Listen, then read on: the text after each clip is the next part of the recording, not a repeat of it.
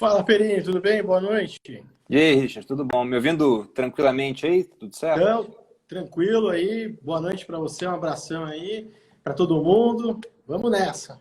Tá ótimo. Então, primeiro, Richard, muito obrigado aí por ter aceitado o convite. Sei que você é um cara ocupado, tem uma rotina corrida, né? Tem que tocar a Convex aí, o seu negócio. Mande um beijo para Tatá também, né? Eu sei Pode que tá deixar, manda sempre um aí junto beijão também para contigo. Malu aí. Beijo dado, Malu tá lá embaixo, tá ouvindo aqui. Ah, legal. Então, Richard, antes da gente começar a falar mais sobre o mercado, né?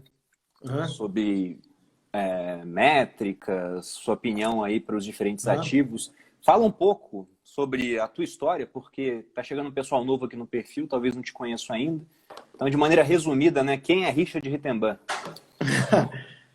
Então, eu comecei muito jovem, né, no mercado, né, por influência do meu pai. Meu pai já investia em ações. E aí, com 6 anos de idade, comecei a anotar as cotações da Bolsa, em 1987, né?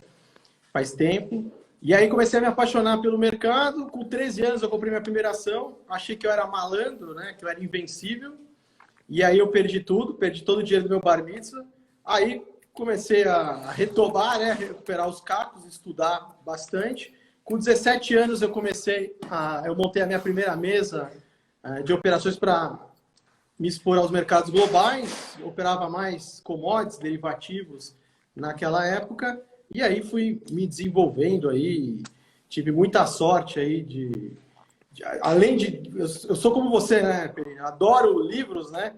Botei até uma foto outro dia, pô, eu nem me lembrava, pô, com 6 anos de idade, nessa mesma época que comecei a anotar cotações, tem lá a minha estantezinha, eu já tinha lá uma dezena de livros acumulados, então já gostava do hábito de leitura bem jovem, né? E aí fui me desenvolvendo. Aí posso considerar que eu sou um sobrevivente do mercado, né? Na verdade é isso. Eu acho que enquanto você está vivo, né, você consegue se expor, né, às melhores oportunidades. Então, basicamente é isso. Eu gosto de me expor em todas as classes de ativo, né? Então, não só ações, não só commodities, que agora hoje em dia cripto já há alguns anos, moedas, renda fixa, imóveis, enfim, né? Desbravar aí todos os mercados. E eu acho isso interessante, né, Richard? Porque, às vezes, aquela história, aquela piada que tem, que colocaram uns caras vendados para identificar um animal. Aí era um elefante, mas você botava um cara vendado para mexer só na tromba, ele ia descrever aquele animal e falava, esse animal é similar a uma cobra. A outra ia mexer só na pata e falava, esse animal é similar a um tronco de árvore, de tão grosso que ele é grande. Né? O outro ia mexer só na orelha e falava, não, esse animal ele é similar a uma coisa mais plana, como se fosse uma arraia. E no fim, quem está olhando de longe consegue ver que não era nada daquilo, é só um elefante.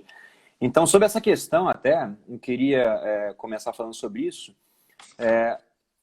Qual é a diferença de visão que você tem por estar exposto a diferentes classes de ativos, né? Como você deixou bem claro, você gosta de investir em tudo, para aquelas pessoas que só estão olhando, por exemplo, e nem olhando o ambiente macroeconômico, só a parte micro, né? Analisando só as empresas e falando, não, é uma oportunidade de compra óbvia, porque afinal de contas, olha só, a empresa está num patamar interessante agora, veja como o preço-lucro ficou reduzido, porque o preço caiu, o lucro se manteve. O que dá de diferença de visão, né, essa exposição a diferentes Totalmente. Eu acho classes? assim, totalmente, essa pergunta é excelente. Acho que o ponto de partida para qualquer um que queira se aventurar em investimentos é você ter em mente, né, você tem que ter um conhecimento de base para você formar o chamado cenário base, que é o quê? É você entender, em primeiro lugar, não é? Que fragilidades que a gente tem na economia global. Quando eu falo economia global, eu estou falando de movimentos que você tem em sincronia das principais economias do mundo. Então, isso torna um sinal muito relevante quando todas elas estão apontando para uma mesma direção, seja uma boa ou uma ruim. E o mais importante, que estágio do ciclo da economia global estamos? Que etapa? Porque a partir deste ponto de partida, esse pontapé, é que você vai determinar como você vai alocar, não é? Nas suas gavetas, que eu chamo, que cada gaveta é uma classe de ativo, determinado percentual meta. Então vai ser tantos por cento para ações, tantos por cento para renda fixa, tanto para imóveis, tanto. E mais, a partir dessa leitura do cenário base, aonde que classe de ativo é mais favorecida, é menos favorecida, qual que é aquela que eu tenho que ficar mais defensivo, mais agressivo. Então, acho que você tem esse ponto de partida, porque eu acho que eu vejo que o grande equívoco é as pessoas, às vezes, querer se especializar em uma classe de ativo e acaba esquecendo das demais, sendo que quando a gente está tratando aqui, e você também trata sobre isso, é gerenciamento de patrimônio, não é? A gente não fala de especulação, a gente não fala do cara da grande tacada, a gente não fala disso, ah, não, você vai ficar rico em uma semana, ah, você vai no seu... Não, é gerenciamento de patrimônio, não é? Que a gente está falando de aplicar isso, estratégias que você possa colocar tanto quantidades pequenas de recursos, se você está começando, quanto também, né, quantidades grandes, né, e significativas de recursos. A partir disso, que você tem o cenário base e a montagem do seu portfólio global, lá que você sabe quais classes de ativos são mais ou menos favorecidas, dentro de cada uma delas, você tem que conhecer muito bem os fundamentos, não é, daquela classe de ativo, que tipo de sinal que você deve buscar, enfim, mapear as fragilidades daquilo, se estão altas, se estão baixas, se você tem que tomar uma postura mais defensiva, uma postura mais agressiva, e aí você vai montando, né, esse portfólio global. Quando você pensa só em termos micro e você não olha o todo, você já comprometeu a alocação de ativos, que é feita a partir do cenário básico, de você entender como, por que está passando a economia global, que etapa que está, e principalmente também do próprio país que a pessoa reside. Por exemplo, a gente pode falar sobre isso hoje, questões, né, que são gravíssimas que estão acontecendo no Brasil em termos fiscais, não é? E que há muitos meses vêm sendo ignoradas pelo mercado, e agora o mercado está começando a cair a ficha, não é? Da gravidade da situação fiscal brasileira. E o pior, né? O sapo na panela em relação a ficar exposto somente à nossa moeda, o real. Então, o dólar em relação ao real, os caras se esquecem, pô. Janeiro de 2020, no começo do ano, pessoal, o dólar em relação ao real estava 4,03. Agora já está 5,57, 38%. O cara tomou na fuça aí 1/3 do patrimônio dele em termos globais, quando ele vai verificar em dólares, e o cara nem percebeu, né? Perini? Parece às vezes até a síndrome de Estocolmo. Sabe assim, o cara é sequestrado, o cara apanha, o cara passa fome, o cara é preso lá, aí você solta o cara e fala, não, mas eu amo ele, pô, ele me bateu porque me ama. Porque eu vejo, é bizarro, né? O dólar sai de 4, vai para 6, aí cai, ah não, mas o real pode voltar para 2, o real pode voltar para 3, o real pode... Então, assim, é bizarro. Então, assim, com o cenário base, você vai se proteger de perigos internos, por exemplo, do Brasil, que são uma situação que está se deteriorando e está descambando, né, uma guinada na política econômica preocupante em termos de aumento de gastos. Você tem esse repasse agora do lucro contábil do Banco Central para o Tesouro, que foi autorizado em 325 bilhões, só que é um lucro contábil, né, da variação das coisas. É nada. Imagina, né? Você tem lá, é como se tivesse os dólares em casa, aí tipo, valorizou e você está repassando esse valor sem ter vendido efetivamente esses dólares. Dando até um bizarro. exemplo. Eu usei esse exemplo na última turma do curso agora, quando saiu, né, o trade do Paulo Guedes, que o pessoal começou a falar como é que ele foi inteligente. Seria mais ou menos isso aqui, pessoal. Eu tenho meu dinheiro em ações e tenho um financiamento para pagar da minha casa. Aí minha carteira em ações sobe e simplesmente eu pego esse lucro sem vender as ações e vou e pago o meu financiamento. Eu não tenho como fazer isso, porque eu não tenho como criar dinheiro, mas o governo fez isso. É isso, né? Exatamente. Então, e aí você escapa das armadilhas tanto domésticas quanto das armadilhas internacionais também, que hoje o nosso cenário, né, que a gente tem na economia global, é um cenário que acumulou ainda mais fragilidade do que antes do coronavírus. Antes do coronavírus já tinha fragilidade, agora acumulou ainda mais, e tem uma série de narrativas que estão sendo, né, divulgadas e precificadas pelo mercado, só que quando você vai para o mundo real, você tem uma série de contradições, né, que estão acontecendo e que não entraram ainda no radar do mercado, vão entrar ao longo do tempo, como, por exemplo, essa da situação fiscal brasileira. Foi bizarro, o negócio bizarro, pô, meses, o negócio na cara das pessoas, o Tesouro tem dificuldade de vender os títulos no mercado, encalhando, você tendo a taxa de juros fora do lugar, você tendo, né, uma série de sinais acontecendo e as pessoas, não, mas isso não tem problema. Aí eu já cheguei a ouvir até gente falando, não, mas é só um problema fiscal, não tem problema. Mas isso aí tem consequências terríveis. Sem falar, né, em outro fenômeno que também há pouco tempo estava totalmente fora do radar e que está mostrando a sua cara, que é a inflação, né? Sim, de fato, o pessoal fala que a inflação está baixa, olhando só o IPCA, não olha outras métricas, né? Não olha as partes isoladas, pô, a inflação dos alimentos está alta, o IGPM está acumulando quase 10%, e é um índice que é utilizado para reajustar preços de seguro, plano de saúde, de aluguel. Só que aí tem um macete também, né? Proibiram reajuste de plano de saúde. Então você deixa a inflação começou e proíbe, aí o empreendedor que se vire aí para ver o que vai acontecer. E, na verdade, ele não se vira, né? Ele deixa de oferecer plano para aquele pessoal que não é rentável para ele, vai oferecer só para quem é rentável. Mas indo por partes aí, Richard, para que a gente possa discutir alguns assuntos. Aproveitando que você já falou do dólar, né? O que a gente mais ouve, isso desde sempre, o dólar está muito caro, o dólar está fora do lugar. O que você acha? Vale a pena esperar para ver se esse dólar vai cair? Eu estava até olhando, isso aí já foi falado há um tempo atrás, mas voltou a ter notícias sobre isso recentemente. A minha opinião é que é difícil o dólar cair quando você vê que o Instituto de Finanças Internacionais falou que tem 3,7 trilhões de dívidas em dólar, né? 3,7 trilhões de dólares, vencendo até o final de 2020. Né? Então, há demanda, isso em mercados emergentes, há demanda por dólares. Mas qual a sua opinião sobre isso? Estamos num bom momento ou é melhor esperar um pouco mais? O que você acha? Então, o dólar, as pessoas que ficaram esperando, né, para baixar, né, foram perdendo janelas, ao invés de ir se expondo gradualmente e entender se tem uma tendência de médio prazo que se desenvolvendo, e aí, tendência de médio prazo, você vai acumulando, né, posições, e quando tem dias de queda, você pode até aumentar o ritmo dessa exposição. Respondendo a sua pergunta, em termos globais, a gente teve um movimento muito forte de fortalecimento do dólar durante o crash que aconteceu em março. A partir daí, o dólar começou a se enfraquecer perante as principais moedas, como você colocou. A gente teve esse fortalecimento justamente porque o dólar, né, é uma moeda estatal, a reserva global. A maior parte das dívidas no mundo são denominadas em dólares. Então, dá um privilégio à própria posição americana perante o mundo. E por que foram emitidas tantas dívidas denominadas em dólares? Porque como você teve um histórico, principalmente anos 90, de muitas dívidas, problemas de dívidas de moedas locais, de emergentes. Então, você teve lá em 95 uma balançada com o México. 97 a cobra fumou na Ásia, a crise asiática. 98 a Rússia deu o calote e falou que pagava em rublos. 99 você teve aí a crise brasileira.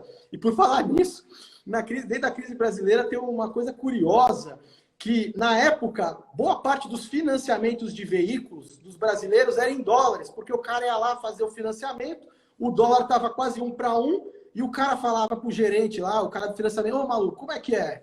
Que indexador que você quer no seu financiamento? Ah, qual o que menos varia? Aí o cara olhava lá, inflação, olhava, esse aqui, ó, dólar. Porque o dólar andava em bandas cambiais, tinha variações minúsculas no mês, o cara botou isso. Então, em janeiro de 99... E a taxa era menor, né? A taxa era menor. Para tomar dívida em dólar era menor. Então, os caras estavam endividados em dólar para comprar carro, e aí, de repente, dobrou, né?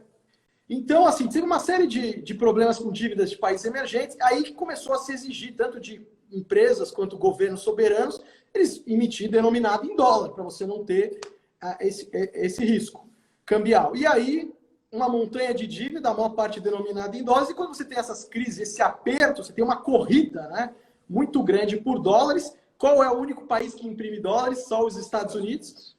Não à toa que os Estados Unidos, ele também teve que fornecer linhas, não é, de swap para abastecer de dólares uma série de bancos centrais pelo mundo, né, porque eles não tinham, né, então você teve esse fortalecimento. Aí depois a coisa foi acalmando, começou a se fortalecer as outras principais moedas, a gente olha lá, euro, franco suíço, iene, etc. Só que agora, meses depois, a gente está numa situação, tanto de fundamentos quanto técnica, favorecendo o quê? Um novo movimento de fortalecimento do dólar em relação às principais moedas. Então, a gente nunca teve um nível tão grande de apostas na baixa da queda do dólar frente às principais moedas.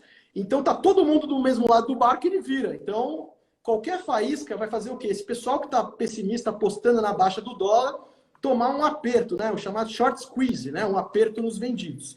Então, você tem esse cenário internacional. Agora, no nosso cenário local, do dólar em relação ao real, a gente tem uma série de atributos que explicam esse movimento de médio prazo. O principal deles é a nossa taxa básica de juros fora do lugar. Então, o diferencial de juros do Brasil em relação aos Estados Unidos está no nível baixo. E pior ainda, uma atrocidade que essa aí entrou mais ou menos no radar, que é o quê? Tem bondes títulos da dívida do governo brasileiro emitidos em dólares e que pagam uma fábula de juros. Então, por exemplo, no começo do ano, esses bondes tinha pagando mais de 6% ao ano em dólares. O dólar era 4,03. Hoje ainda tem título pagando mais de 4% ao ano em dólar. Aí o cara quer te oferecer em reais aí a 6, pô. Ou, não, fica na Selic a 2.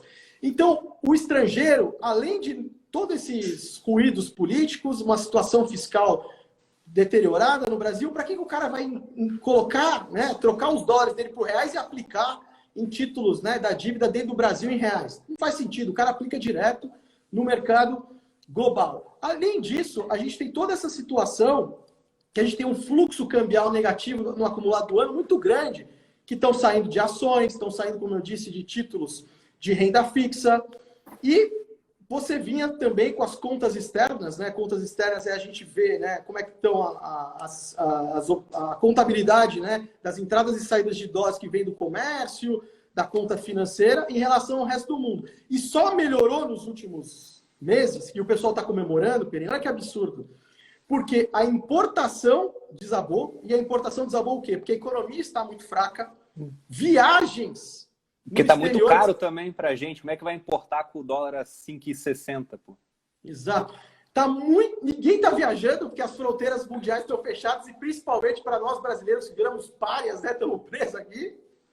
E remessas de lucros e dividendos que também desabou. Então, tudo isso, não é? Aparentemente é uma melhora, né, momentânea das contas externas, mas se a economia começa a se recuperar, se normaliza as viagens, isso volta a se deteriorar. Então, resumindo, você tem fatores de fundamento, não é, que estão, né, justificando, e essa distorção grande do diferencial de juros e os bons brasileiros negociados no mercado externo, que estão aí, né, pressionando na sua moeda, sem falar outra coisa, né, que é o seguinte, como você colocou bem, você tem trilhões de dívidas de dólares emitidos. Se os Estados Unidos emite dólares, ele tem até um certo limite para fazer isso, porque há demanda por dólares no mundo. Você tem essa escassez ainda. Agora, e o Brasil, que está aumentando a oferta monetária de reais, ou seja, aumentando a quantidade de reais? Eu te pergunto, tem demanda por reais no mundo? Alguém emite dívida por aí em reais? Ninguém. Não há demanda por reais. Gente, só e isso está acontecendo com outros emergentes também.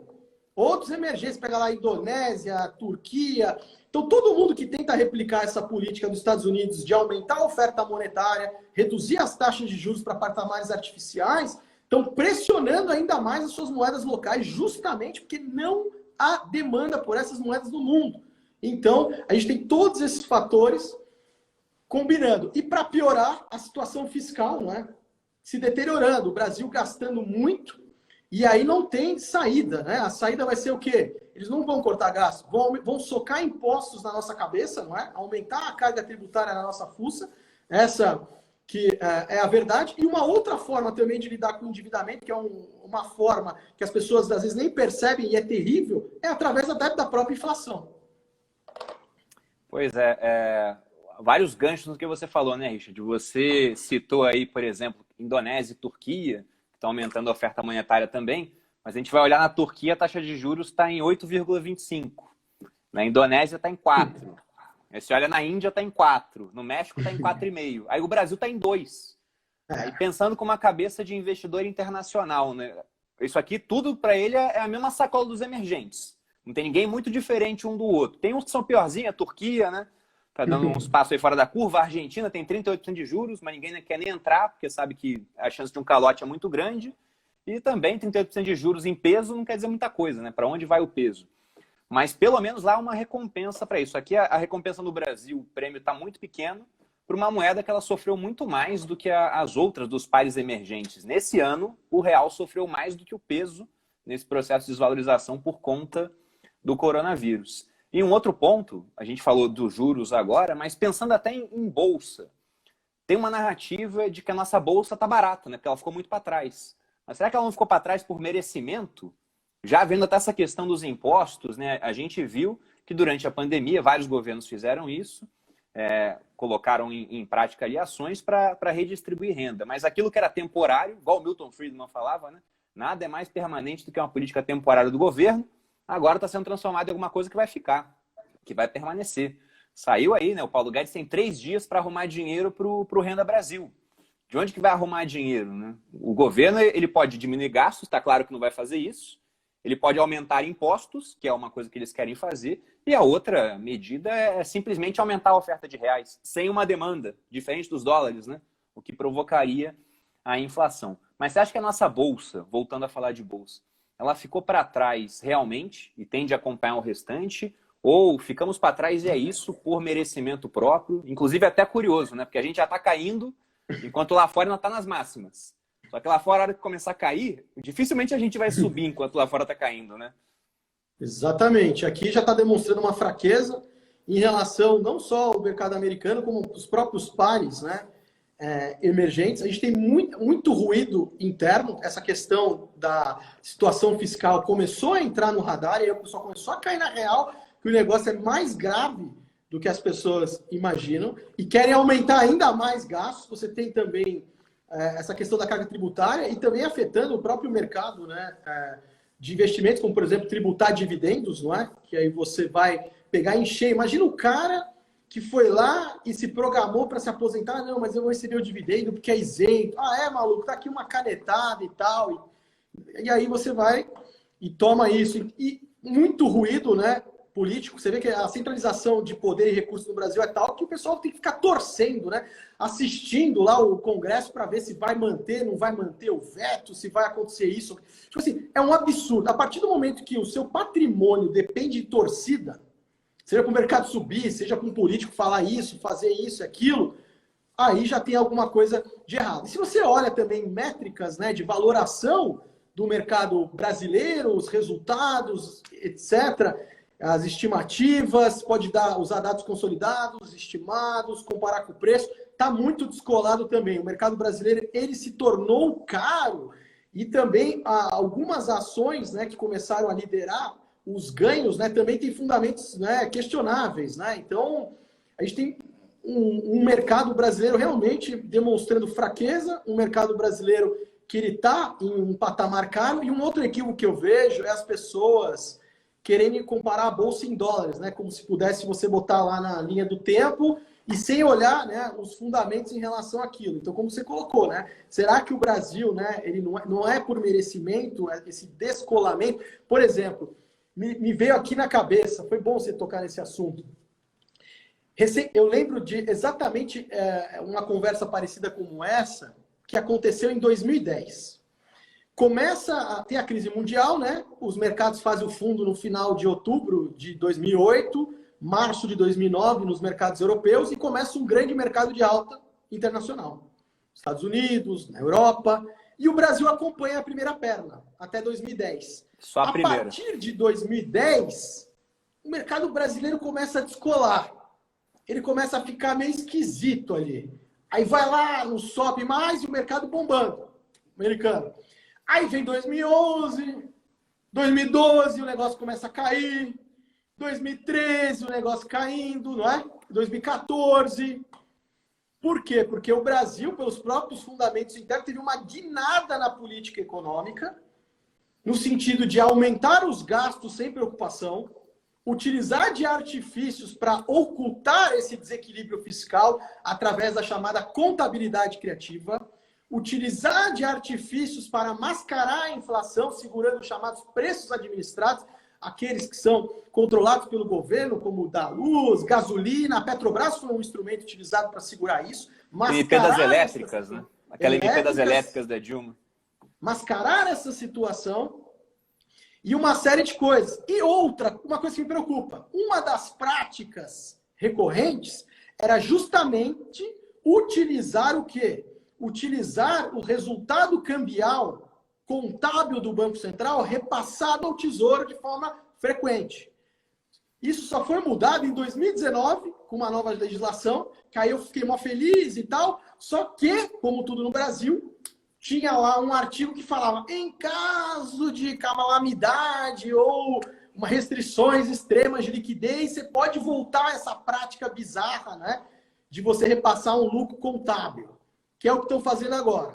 Então, quando a gente começa a ter, né? E outra coisa, né? Quando você começa a ter esses programas de apoio à renda, que melhora a aprovação, será que não é um convite também para você, uma manutenção de práticas populistas, visando um calendário eleitoral e não visando o ciclo econômico e o bem-estar de médio e longo prazo?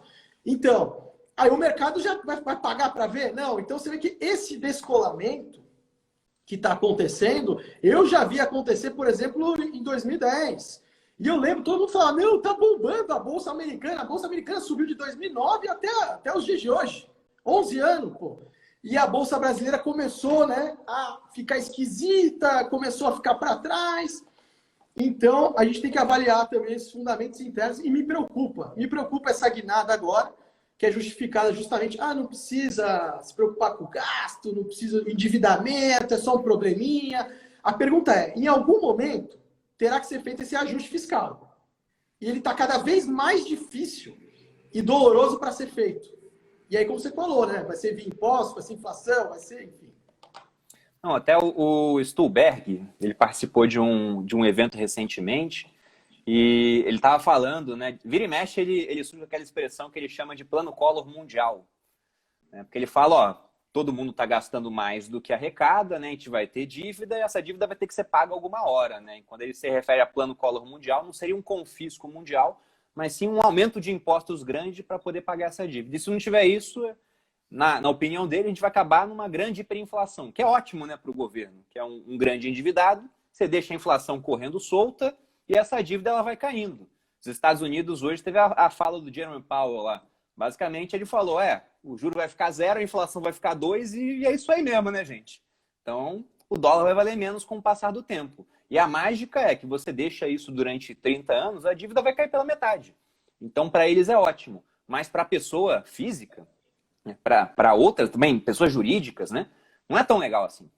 Você está vendo o seu dinheiro valendo cada vez menos. Você não tem juros ali onde colocar o seu dinheiro. É obrigado a correr risco em outras áreas, né? Qual você acha que é, dentro hoje desse panorama, bolsas na máxima? A nossa não está na máxima, mas recuperou bastante os preços. Estamos sofrendo agora por motivos próprios. E imagino eu que se lá fora começar a cair, a gente vai junto. O Brasil não vai ser... Né? Na hora que está dando problema lá fora, ninguém vai olhar para o Brasil e falar, o Brasil é hedge, vamos comprar Brasil que ele vai começar a subir. Isso dificilmente vai acontecer. Na tua opinião, qual é a classe de ativos, né, ou diferentes ativos, mais de uma classe, que nesse momento chamam a atenção, que as pessoas deveriam começar a olhar mais para elas? Né? Olha, acho que as pessoas deveriam entender a complexidade do cenário atual, no sentido de que agora é a hora de focar na preservação de patrimônio. Você tem que sobreviver e uma vez que você estiver vivo, você vai pegar a chamada bacia das almas, que é aí que você muda de patamar de verdade. Dito isso, no caso do mercado acionário, é a hora, né, de você já há um tempo manter a postura defensiva e se aproveitar da euforia para fazer o ajuste do portfólio, que não precisa ser binário, né, que o pessoal acha 100% comprado, 100% vendido, bom e ruim, alta e baixa. Não, né? Você tem os seus percentuais, você pode estar um pouco comprado, não é? Um pouco no caixa, enfim, né? Você vai calibrando isso. E tem ativos que eles são muito importantes nesse momento que você tem, né, a tempestade perfeita para a inflação se desenhando, que é o quê? O aumento brutal da oferta monetária combinada com um choque de oferta.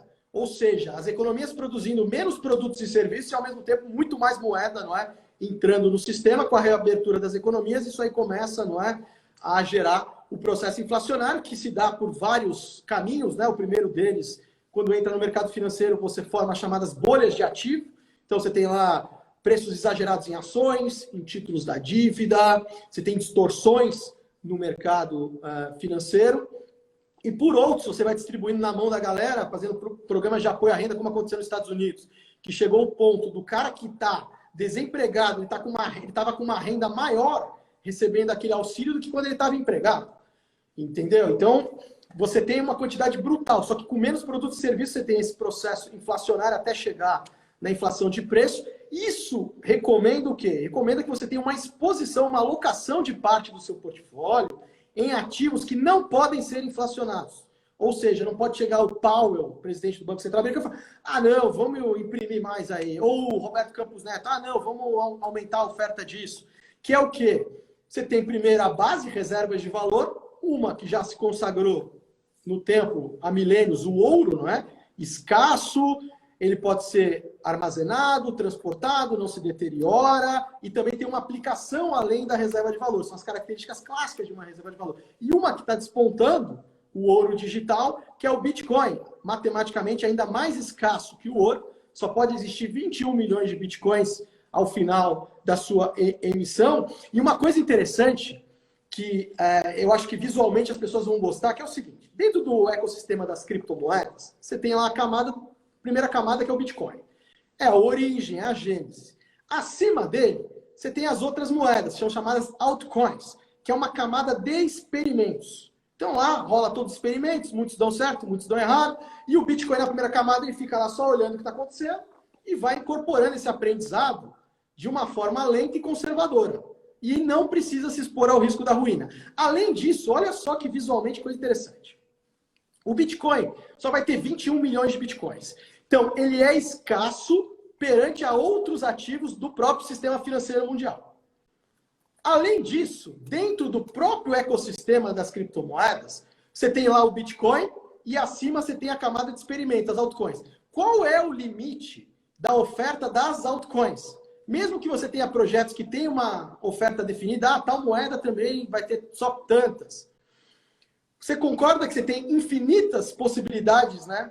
A emissão acima da camada do Bitcoin é infinita e o Bitcoin 21 milhões. Ou seja, o Bitcoin ele é escasso perante aos ativos do sistema financeiro tradicional e muito escasso perante o próprio ecossistema dele das criptomoedas. Então, ele tem o mesmo papel muito parecido do próprio ouro em relação às demais commodities. E, além disso, agora já não está tão barato, né, Pereira? Mas deu para a gente aproveitar bem, que era um hedge barato contra a inflação e que o pessoal marcou bobeira, né, e deu sopa aí por vários meses, que foi a prata também, né? Metais preciosos. Então, eu acho que o portfólio para lidar com essa situação que a gente tem agora, primeiro, tem que ter dólar? Tem, porque o dólar tende a se fortalecer perante as principais moedas e o que dirá as moedas emergentes. Se ficar na moeda emergente, aí já era. Para lidar uma camada acima de proteção do próprio dólar, o que não pode ser inflacionado? Ouro, Bitcoin e também uma composição de prata, né? Que estava um hedge muito barato contra a inflação, historicamente também um metal precioso aí que é muito procurado nesses momentos. E dito isso, aí tem outras alocações que você pode fazer em outras classes de ativo, mas como eu disse, né? Agora o foco deve ser o quê? A preservação, e principalmente no mercado acionário agora, é importante todo o trabalho que você está fazendo também, de recomendar as pessoas colocarem o pé no chão, das pessoas focarem nos fundamentos, das pessoas não entrarem no oba-oba na euforia, porque o ciclo de mercado é assim. Na hora que a bacia das almas, é pecado falar em comprar, e só o chamado smart money que está entrando, e os value invest estão entrando lá com grandes lotes. Os caras estão comprando tudo, enquanto todo mundo está vendendo e jogando a toalha.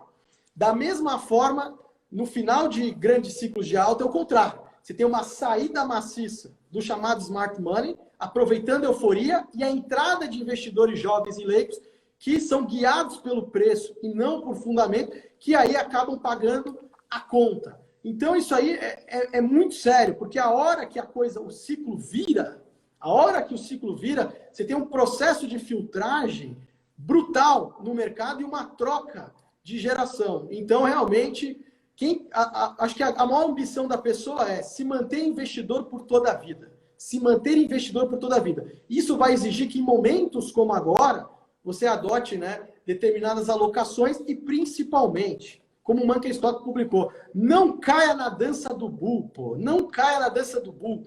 Porque os mesmos caras que falam para comprar agora, etc., são os mesmos caras que xingavam lá quando o pessoal estava comprando lá na Bacia das Almas. Bom, pontos interessantes aí, Richard. Você falou lá fora, né? Aconteceu, e aqui no Brasil não foi a mesma coisa, de pessoas ganharem mais para ficar sem trabalhar do que trabalhando. Então, você imagina quando que esse cara vai querer voltar a trabalhar. E aí você tem esse aumento de oferta monetária e a produtividade caindo porque simplesmente as pessoas não estão trabalhando. Só que aqui no Brasil, embora o auxílio emergencial seja menor do que o salário mínimo, eu vi hoje a Renata Barreto postando aqui que há mais pessoas recebendo auxílio emergencial do que trabalhando com carteira assinada em 25 estados do Brasil. Nós temos 26 estados e o Distrito Federal. Então, os únicos que não estão com essa dinâmica é o Distrito Federal, que é movido pelo funcionalismo público, né? E Santa Catarina. No restante, você tem no Acre 80 mil pessoas trabalhando com carteira assinada e 318 mil ganhando auxílio emergencial. Você tem em Alagoas 327 mil carteira assinada e 1 milhão e 200 mil ganhando auxílio emergencial. Você vai olhar São Paulo, né? Você tem 11 milhões e 700 mil carteira assinada, mas você tem 12 milhões recebendo auxílio emergencial. Então, no ano de eleição ainda, né? É um estímulo muito grande para que o governo não remova esse auxílio e mantenha ele, pensando nessa eleição agora, no municipal, e até porque vamos pensar, né? Vai ter deputado concorrendo à eleição para virar prefeito, o cara já vai estar pensando nisso, e nós temos uma eleição presidencial daqui a 2 anos. E aí você vê, da onde vai sair o dinheiro para isso? Aí tem lá a proposta de reforma tributária. Aí você pensa, vamos colocar que o Paulo Guedes fosse levar uma proposta bem bonitinha mesmo, aquela liberal, né? Para baixar tributos. Não é o que vai acontecer. Não é o que vai acontecer. Mas vamos supor que ele fosse levar aquilo. Aí cai no Congresso, tá lá o deputado que vai concorrer a prefeito e vê, mas estão cortando imposto da minha cidade. Complicado isso aqui, não pode passar assim não. Aí tem outro deputado que está pensando em ser governador. Pô, mas vai ferrar o meu estado. Não, tem que aumentar. Então, todo mundo está representado lá, exceto a gente que paga imposto. Porque você vai olhar os parlamentares, eles pagam imposto no que eles ganham? Pagam, mas a maior parte da renda deles é em auxílios isentos de imposto de renda. Então, o cara, ele não tem estímulo nenhum para pensar na gente, tem todo o estímulo para pensar na própria máquina estatal. E aí a gente deve ver um cenário bem negativo de aumento de impostos, muito provavelmente, né? Eu estou cantando já uma pedra para o pessoal lá do Viver de Renda há bastante tempo, que é aproveitem para mandar recurso para o exterior, enquanto o IOF é de 0,38. Daqui a pouco, vira uma caneta. A Dilma fez isso no cartão de crédito, né? Agora não é mais 0,38, não, agora é 6,38. Então, esse mesmo tipo de coisa pode acontecer agora. E uma curiosidade sobre Bitcoin, e eu gosto muito de falar com você sobre isso, Richard, porque eu não conheço, tirando você e o Ulrich, outro economista, né, tem o Economista Sincero também, ele fala disso, vamos reconhecer aqui, esses 3. Eu não conheço um outro que fale sobre Bitcoin como uma coisa boa. Geralmente o pessoal vê como, não, é uma especulação, não tem muita finalidade. Mas hoje, dos 21 milhões de Bitcoins, nós já temos mais de 18,5 milhões produzidos. E essa estimativa para chegar a 21 milhões é lá para 2130, 2140, alguma coisa assim. Então você pega, né, a inflação do Bitcoin, a produção do Bitcoin já é menor do que a meta de inflação das moedas fiduciárias, do real, do dólar. Então uma tendência de apreciação clara, e o que a gente mais vê é o Bitcoin sendo utilizado de maneira massiva em países onde as pessoas perderam confiança na moeda. Você vai olhar na Venezuela, você entra em sites para ver volume em exchanges internacionais ou descentralizadas, tem volume forte. Na Argentina, a mesma coisa. Inclusive, eu tenho uma teoria pessoal de que o governo argentino está todo comprado em Bitcoin. O Alberto Fernandes está lá com bastante Bitcoin, né? E pensando, o que eu posso fazer para ferrar de vez a Argentina e que o Bitcoin sobe, né? Não, essa é a verdade, né? E esses economistas, para a gente recapitular, né? Essas trapalhadas em quebra de paradigma, se a gente for ver lá na época do padrão dólar-ouro, não é? Tinha economista que falava que quando rompesse a paridade, quem ia para zero era o ouro. Não o dólar. O segundo absurdo, esse já é mais próximo de nós, na linha do tempo, que é em relação à internet, né? O Paul Krugman, laureado com o prêmio Nobel de Economia, que na verdade é a medalha que você ganha do Banco Central Sueco, ele falou que o impacto da internet seria similar na economia ao impacto da chegada do aparelho de fax. Olha só que previsão maravilhosa que ele fez. E do Bitcoin é a mesma coisa. Tem cara que criticava, aí você vê, passa um ano, e você vê que as gigantes, né, institucionais estão começando a entrar, né? A Fidelity agora anunciou que vai fazer um fundo para investidor qualificado, $100 mil de entrada. Você tem outros, então assim, os institucionais estão entrando já pesado. Você tem aí, e com certeza, se tem governo já acumulando bitcoins, eles não vão falar, né? Eles só vão divulgar quando já for tarde demais, não é? Para os latecomers, né? O pessoal que está chegando atrasado. Então, acho que o portfólio tem que ter essas camadas, como você colocou bem. Argentina, Venezuela, não é? Hong Kong, países que a coisa apertou e que a moeda, Turquia, que a moeda nacional começa, não é? A a se deteriorar rapidamente, a fuga, né, da pessoa é via Bitcoin, é via dólar, mas às vezes dólar, como você falou, né? Às vezes tem controles administrativos, Não governamentais. consegue. O cara fala, não, você só vai comprar $100 por mês. Ah, não, você quer comprar dólar? Pode comprar, mas você vai pagar 50% de um imposto maluco que eu inventei. E o mais importante que as pessoas têm que entender, em relação à destruição de uma moeda nacional, tem até aquele livro que conta a história da hiperinflação alemã, que é Quando o Dinheiro Morre, que o verdadeiro ataque a uma moeda nacional não vem de fora. O verdadeiro ataque a uma moeda nacional é quando a moeda é rejeitada pelos seus próprios habitantes. No caso brasileiro, já vimos esse filme. Tivemos épocas na década de 80 que os anúncios de imóveis, anúncios de veículos eram feitos em dólares. Eu vi até outro dia que você botou um vídeo numa época que o brasileiro era quase bilionário, né? Né, Pereira? Conta aí. Para mobiliar uma casa, né? Em dia de liquidação, nas lojas Mapping, você precisava de 40 milhões de cruzeiros. E você vê o tanto de gente que ficou pelo caminho, né? Porque a loja em si faliu, aí você tinha uma geladeira Prosdóximo. O que houve com essa geladeira? Tinha um som não sei o que, Populi, um negócio assim. Também sumiu a empresa. Mas você via coisas interessantes. Primeiro, somando o preço dos eletrodomésticos, que era uma geladeira, uma televisão 14 polegadas, né? Uma máquina de lavar, um micro-ondas, você somava tudo, dava 40 milhões de cruzeiros. Então, olha o absurdo que era. E a gente não lembra disso, mas isso aí eu já estava vivo, pô. Né? Era criança, bem pequeno, mas já estava vivo. E o engraçado é que você podia parcelar em até 2 vezes sem juros. Por quê? Porque a loja não queria correr o risco de abrir um parcelamento em 10 e a inflação é tão alta que daqui a pouco aquela dívida que a pessoa tinha com a loja não vale mais nada.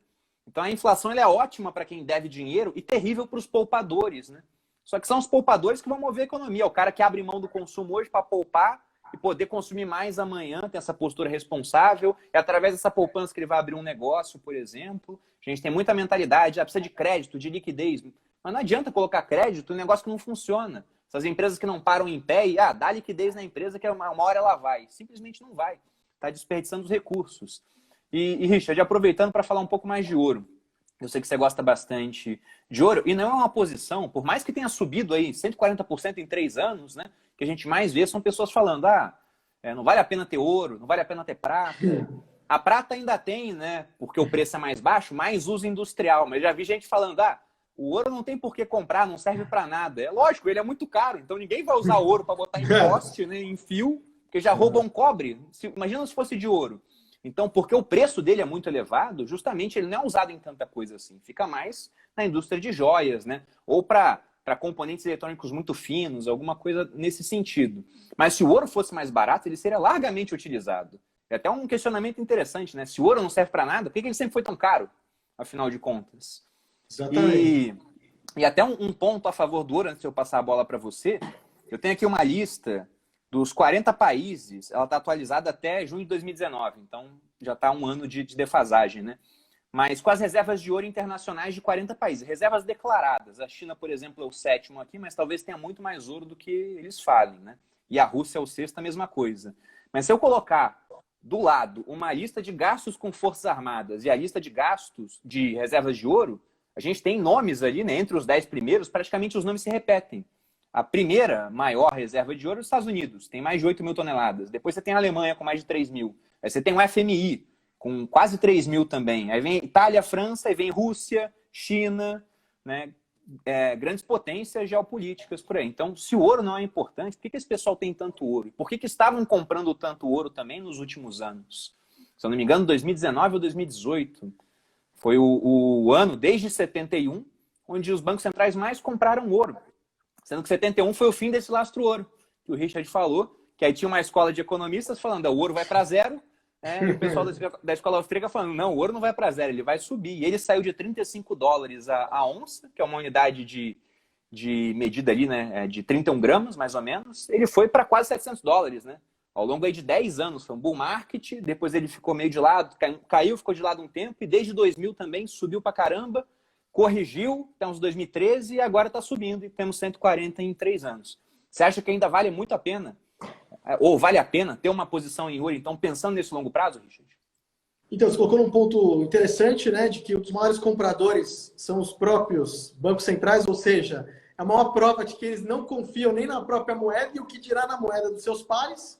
Em 2008, tem uma curiosidade que no ápice da crise mundial, lá para setembro, outubro, quando a coisa pegou mesmo e era o voo cego ali para o inferno, os bancos centrais eles aumentaram muito a compra por ouro, porque eles não sabiam se ia ter algum rearranjo do sistema financeiro mundial naquela época. O cara corre para o quê? O cara corre para o ouro. O ouro, falando em termos de portfólio global e preservação de patrimônio, ele tem uma função estratégica que surge de tempos em tempos. Quando que você deve começar a alocar e ir aumentando essa exposição no seu portfólio? No chamado, você começa a montar isso no chamado late stage, que é o estágio avançado do ciclo econômico. Quando você está diante de uma transição de um crescimento longo que está vindo e uma transição para uma desaceleração, que ele começa a crescer mais fraquinho, e virar uma recessão ou até mesmo uma depressão. Então, é aí que você começa a montagem. Até quando você vai manter isso? Durante todo esse processo corretivo de que a economia está sofrendo. O mercado, então, se faz o grande ciclo de baixa da economia e dos mercados, você vai mantendo essa posição, que é uma posição de preservação, uma posição estratégica e que começa a ser montada já no late stage. A partir do momento que começa a nascer um novo ciclo de expansão da economia mundial, aí é a hora de você reduzir a sua exposição ao extremo, você pode até manter um pouquinho, porque acho que o grande argumento que as pessoas têm contra o ouro é mas eu vi aqui o ouro versus ações, o ouro versus... Mas o ouro é para você... Se você pegar o gráfico, por exemplo, do ouro e versus a Bolsa Americana deflacionada, né, pelo índice de preço, por exemplo, para você conseguir comparar prazos maiores, e pegar os grandes ciclos de baixa. Então vamos começar. O primeiro ciclo de baixa. 1969, das ações, dos Estados Unidos, 1969 a 1982. Como você falou, né, o padrão ouro lá nos 70 começa, né, a romper. Dá uma olhada no que aconteceu, principalmente quando os americanos puderam voltar a se expor no ouro. Para quem não sabe, eles foram proibidos, né, de se expor no ouro. Chegou até ter confisco de ouro nos anos 30.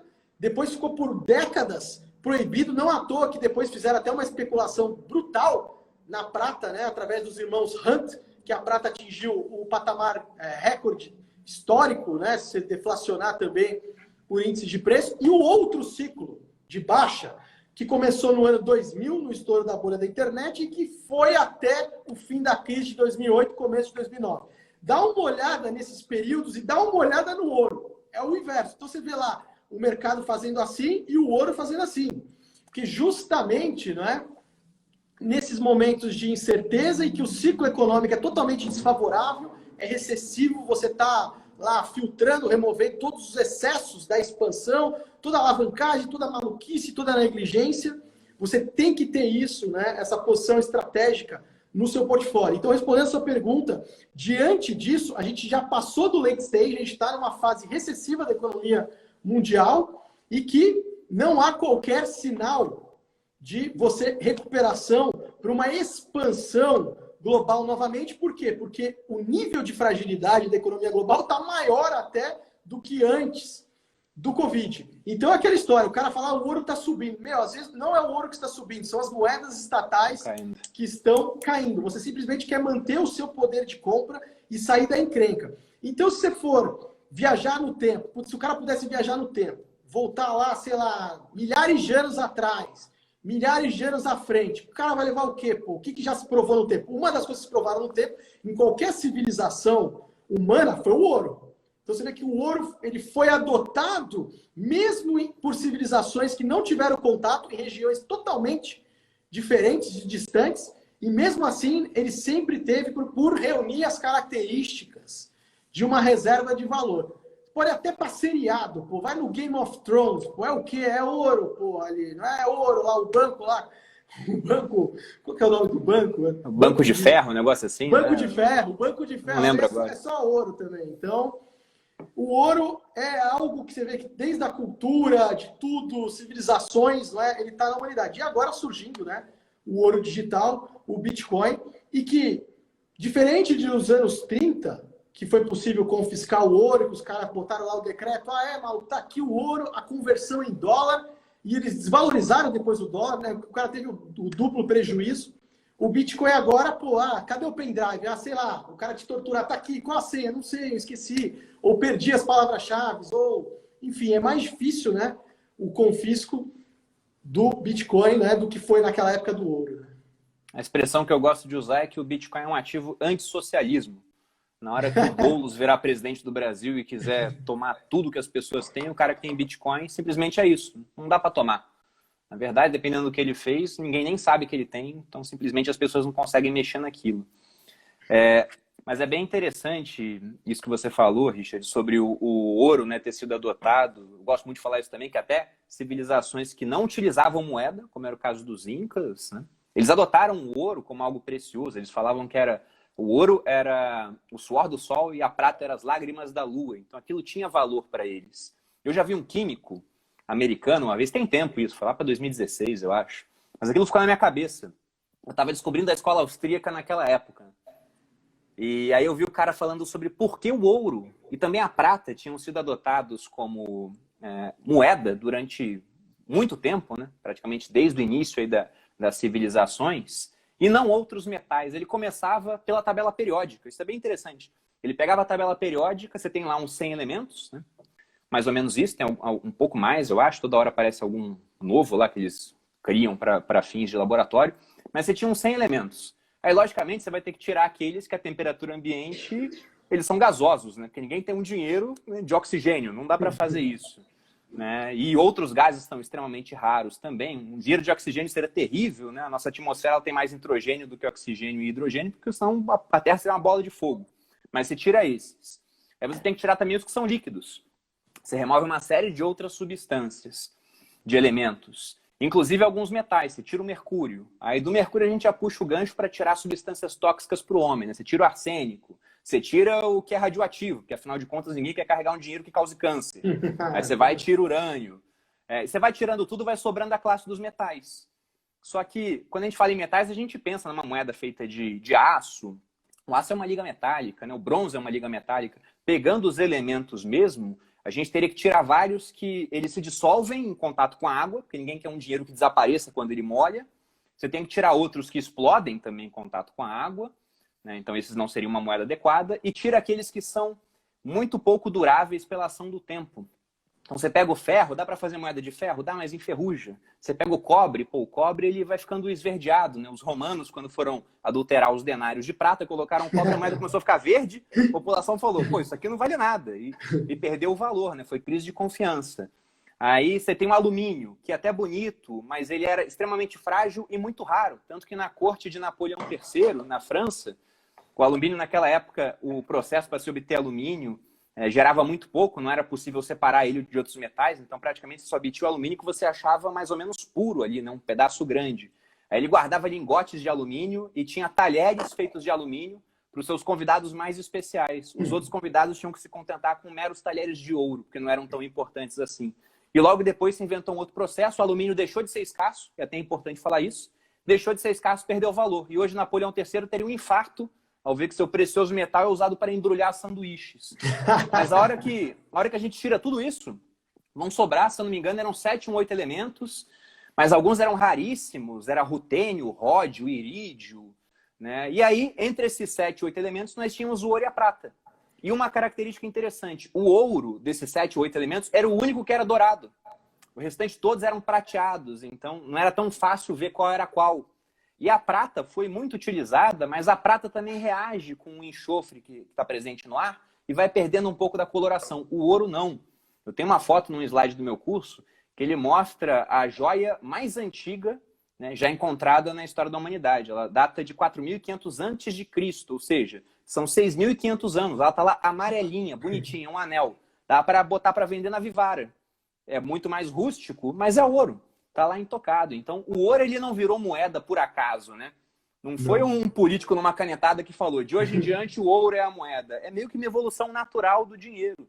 E fica difícil você remover milênios aí de busca pelo ouro, vamos colocar dessa maneira, né? Eu acho que até uma experiência muito bem sucedida, entre aspas, para os governos, que eles conseguiram fazer. Tirar um lastro real da moeda e falar, isso aqui agora tem valor, simplesmente porque eu falo que tem valor, né? Confia em mim. Então, é até engraçado, você deve ouvir muito isso também. Quando o pessoal fala de Bitcoin, uma das perguntas que vem de cara é, tá, mas qual o lastro do Bitcoin? Como se a moeda tivesse lastro hoje, né? O pessoal acha que tem ouro no Banco Central guardado dando lastro para a moeda. Não é. Exatamente. Ótimo, né? Então você vê que realmente o ouro ele caminha junto, né, com a história da humanidade, né? Perfeito. E Richard, para a gente já estar chegando no final aqui, então, recapitulando o que você falou, você me corrige se eu tiver entendido errado, né? Importância do dólar, porque é a moeda de reserva mundial, tem dívidas com vencimento em dólar trilionárias e num prazo curto. Para o ano que vem, o Estudo de Finanças Internacionais falou de 4 trilhões vencendo, então 3,7 esse ano, 4 trilhões ano que vem. E ainda vale a pena mandar. Inclusive, é até interessante que as pessoas mandem de maneira rotineira aí uma parte do patrimônio para o exterior. Os mercados, você acha que eles estão muito esticados? Então, cautela. Muito e você esticado. acha que é interessante ter exposição a Bitcoin e a ouro, né? Você tem uma porcentagem meta aí para o pessoal pensar? Eles não comprarem também 50% em ouro, depois o ouro cai e fala, o Richard Rittenban falou que o ouro era muito bom, tá caindo. Não, tem que estar bem dividido, né, o portfólio, né, nessas gavetas. Por exemplo, dentro da gaveta ações, você tem lá um percentual, mas a maior parte agora tem que estar defensiva, a maior parte aproveita a euforia para formar caixa. No caso de ouro, Bitcoin, né, depende da sua familiaridade também, né, com a tecnologia do Bitcoin, né, mas não passar muito, né, de 10% do portfólio global, se você não tiver uma familiaridade. Se tiver, pode passar um pouco mais, chegar no ouro e bitcoins pode chegar aí a 1/4 do portfólio, né? Dependendo da sua familiaridade, como você sabe se expor. E o interessante, né, Perina? Eu estava pensando aqui, o pessoal fazer uma lição de casa, pegar o vídeo nosso, Sinais da Crise, lá do YouTube, ver a data e olhar o mercado, e ver também os últimos, acho que é uma das últimas lives que a gente fez também, anterior a essa, e dar uma olhada no mercado, que vai ver... Não é? Geralmente a gente se reúne nesses momentos, né, que o mercado está no momento ímpar, né, de exageros, né? Então acho que é curioso o pessoal dar uma olhada lá para ver que realmente, não é? É no momento que o pessoal tem que pisar um pouco mais no freio, não é? E focar mais na preservação, porque depois o pessoal se arrepende, depois que vem a bomba, né? Pois é, o pessoal depois eles querem comprar seguro com o carro já batido. Exatamente. Eu lembro que quando começou a crise o que mais tinha, e agora? O que dá para fazer? Pô, durante o negócio, né, no olho do furacão, o cara quer uma nova direção. Então, se preparem antes, né, gente? Pensem nisso, aproveitem. Eu sempre gosto de falar que esses movimentos, o mercado ele exagera para cima e exagera para baixo, né? Esses movimentos, na minha opinião, é Deus falando para vocês assim, olha, aproveita, você que está 100% comprado em ação, olha como é que já subiu para cacete. Vai lá, faz um pouco, bota um pouco no bolso. O cara que está sem reserva de emergência, vai lá, pega um pouco desse dinheiro, coloca numa reserva. Não tem exposição lá fora, começa a fazer essa exposição. A gente acha que o dólar subiu muito, porque bateu 35% de alta. Vai lá em 2008, olha quanto que o dólar subiu. Pô.